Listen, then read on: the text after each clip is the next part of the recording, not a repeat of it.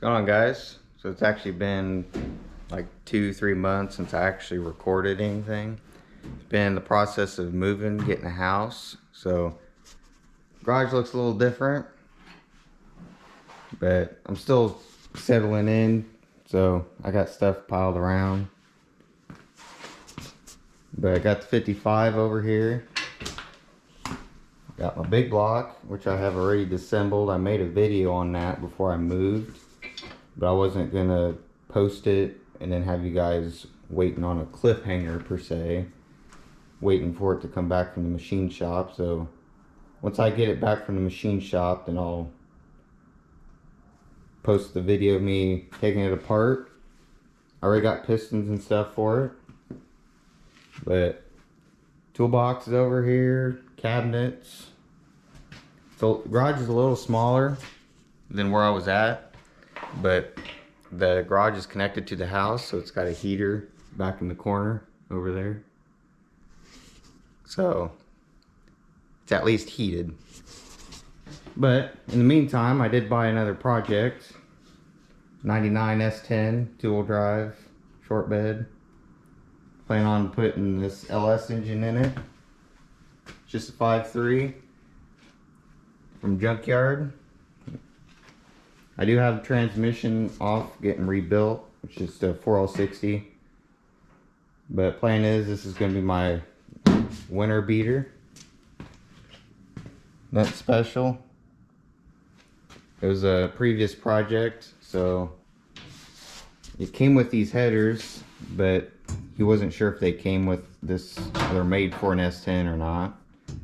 But all new brakes, came with a control panel, fuel pump,